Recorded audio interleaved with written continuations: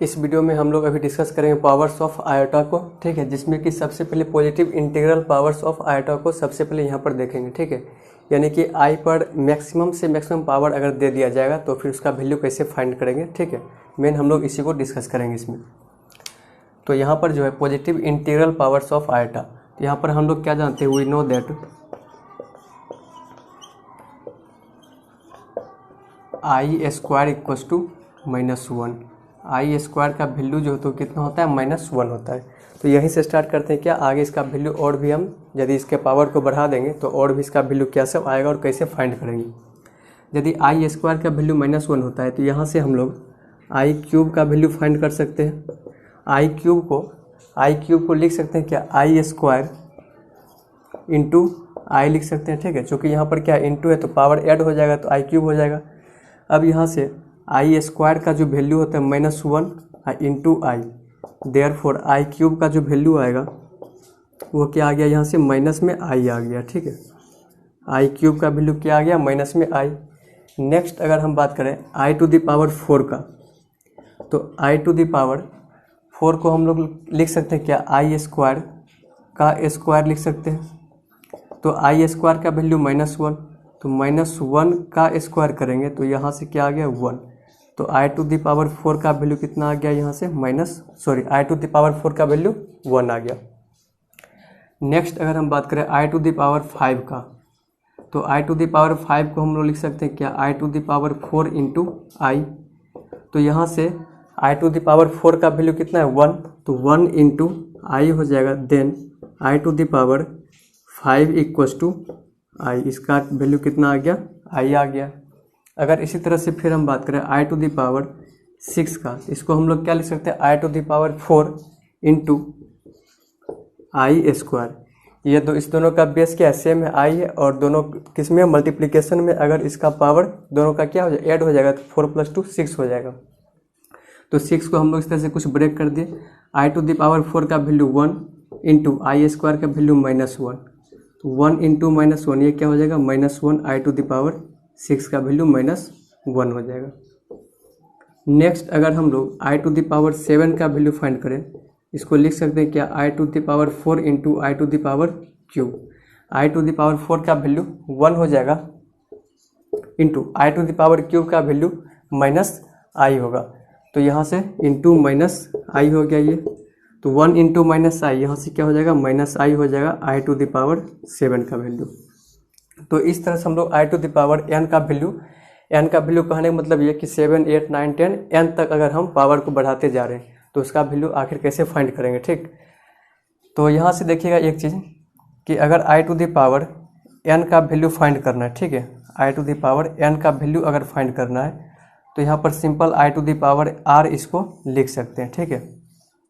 इसी फॉर्मूला से आपको i to the power n means क्या, आई पर कितना भी पावर रहेगा, ठीक है, उसका वैल्यू आप फाइंड कर सकते हैं। यहाँ पर r क्या है, r इज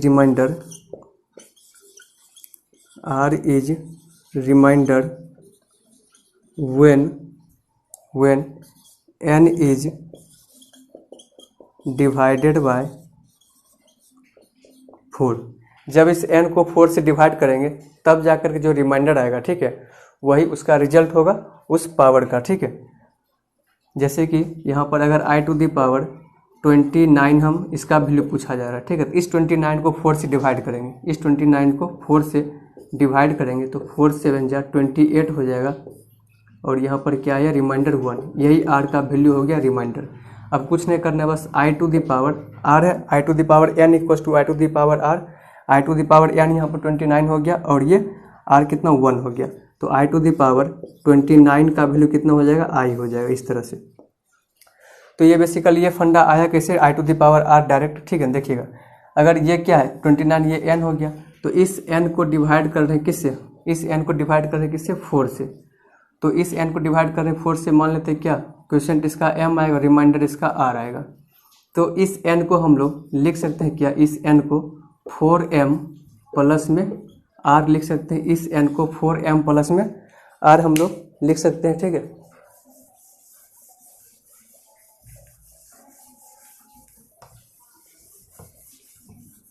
इस n को 4m प्लस r, तो n है कहाँ, पावर में है, ठीक है। तो i to the power n को हम लोग लिख सकते हैं क्या, i to the power 4m plus r। अब इस 4m प्लस r जो है पावर में, ठीक है, इसको अगर हम लोग ब्रेक करते हैं तो क्या लिखेंगे, i to the power 4m into i to the power r। अब देखिएगा i टू द पावर 4 का वैल्यू कितना, 1 बताए हुए हैं। अब उस 4 के साथ कुछ भी मल्टीप्लिकेशन में आएगा, ठीक है, उस 4 के साथ कुछ भी मल्टीप्लाई में आएगा, उसका वैल्यू क्या हो जाएगा, 1 हो जाएगा। इसका value 1 into i to the power r, after all क्या आ गया, i to the power r। Means i to the power n का वैल्यू एग्जैक्ट हम क्या लिख सकते हैं, i to the power r। बीच में इतना से हमको कोई मतलब नहीं है, ठीक है। मीन्स i पर कितना भी पावर रहेगा, ठीक है, उसको 4 से डिवाइड कर देंगे। 4 से डिवाइड करने के बाद जो रिमाइंडर आएगा वही उस i पर पावर होगा, फिर एग्जैक्ट वैल्यू उसका वहाँ से आ जाएगा, ठीक। यहाँ पर n जो लेंगे, ठीक, यहाँ पर n जो रहेगा वो n होगा ग्रेटर देन 4। 5 6 7 8 9 10 इन्फिनिटी तक n का वैल्यू लेकर के वहाँ से हम लोग 4 से डिवाइड करके रिमाइंडर जो आएगा फिर उसको इसके इस तरह से पावर रख करके इसका वैल्यू हम लोग फाइंड कर सकते हैं। रिमाइंडर क्या सकते हैं, रिमाइंडर या तो 0 आएगा, या तो 1 आएगा, या तो 2, या तो 3। रिमाइंडर या तो 0 आएगा, 1 आएगा, 2 आएगा, या फिर 3 आएगा। रिमाइंडर जब भी आएगा 4 से कम ही आएगा, 1 0 1 2 3 आएगा। तो हम लोग इसका वैल्यू आसानी से याद रह पाता है, ठीक है। आई टू द पावर 0 का वैल्यू हो जाएगा कितना, 1 हो जाएगा, और i to the power 1 means i हो गया, आई स्क्वायर का वैल्यू -1 हो गया, और आई क्यूब का वैल्यू -i हो गया। तो इस तरह से हम लोग आई टू द पावर कितना भी आपको पॉजिटिव इंटीग्रल पावर दिखेगा आई पर, ठीक है, उसका वैल्यू हम लोग फाइंड कर सकते हैं। नेक्स्ट एक ट्रिक है क्या, देखिएगा ध्यान से। नेक्स्ट कि अगर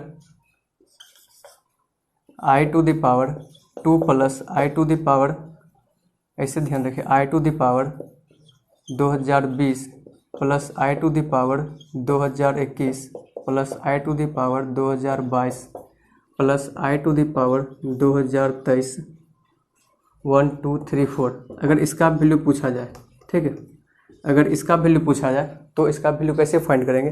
यहाँ पर देखिएगा पावर जो है वो कॉन्स्टिट्यूटिव पावर है, 20 21 22 और 23 1 2 3 4, लेकिन ये टर्म नंबर ऑफ टर्म जो 4 तक है जो कि कॉन्स्टिट्यूटिव पावर है, ठीक है, 1 2 3 4। तो यहाँ पर एक ट्रिक रहता है क्या, the sum of 4 constitutive power of i is 0। The sum of 4 constitutive power of i is 0। लगातार जो है 4 पावर यदि आपको दिख जाए, ठीक है, उसका सम कितना हो जाएगा, 0 हो जाएगा। इसका मतलब कि इसका भी सम क्या होगा, 0 होगा। आप इसको टेस्ट भी कर सकते हैं, ठीक है। तो 4 से इसको हम डिवाइड करेंगे तो यहाँ पर क्या आ जाएगा, ये आई टू द पावर 0 आएगा, ठीक है। इसको 4 से डिवाइड करेंगे तो यहाँ पर आई टू द पावर 1 आएगा। इसको 4 से डिवाइड करेंगे, यहाँ आई टू द पावर 2 आएगा। इसको 4 से डिवाइड करेंगे, आई टू द पावर 3 आएगा, ठीक है। आई टू द पावर 0 का वैल्यू 1 हो गया, प्लस में i हो जाएगा, माइनस में 1 और माइनस में i, 1 और 1 कैंसिल, i और i कैंसिल, क्या आ गया, 0 आ गया। तो इस तरह से नेक्स्ट एग्जांपल हम लोग यहाँ से ये देख सकते हैं कि i to the power 35 plus i to the power 36 plus i to the power 37 plus i to the power 38 equals to 0 होगा, ठीक है। जो कि 35 36 37 38 क्या है, लगातार ये पावर बढ़ते जा रहा है, ठीक है। और सिर्फ यहाँ से लेकर के चार स्टेप, मतलब कि 4 टर्म है इसमें, 35 36 37 38, इसका सम क्या हो जाएगा, 0 हो जाएगा, ठीक। तो इस तरह से हम लोग इस वीडियो में क्या देखें, 2 चीज़, एक कि आई टू द पावर कि जितना भी पॉजिटिव इंटीग्रल पावर होगा, ठीक, आई पर मैक्सिमम जितना भी पॉजिटिव इंटीग्रल पावर होगा उसका वैल्यू क्या हो जाएगा, 0। उसका वैल्यू क्या, उसका वैल्यू कैसे फाइंड करेंगे, उस पावर में 4 से डिवाइड करके जो रिमाइंडर आएगा, ठीक है, उसी से उसका वैल्यू हम लोग फाइंड कर लेंगे। दूसरा चीज़ क्या देखें कि the sum of 4 constitutive power of i is 0, यानी इसका सम इस तरह से वैल्यू क्या हो जाएगा, 0 हो जाएगा। और इसका जो हम लोग यूज करेंगे, बहुत बेस्ट न्यूमेरिकल, बहुत बेस्ट क्वेश्चन में इसका हम लोग यूज़ करेंगे, उसको सॉल्व करने में बहुत जगह इसका यूज़ किया जाता है, इसलिए आप लोग इसको ध्यान रखिएगा।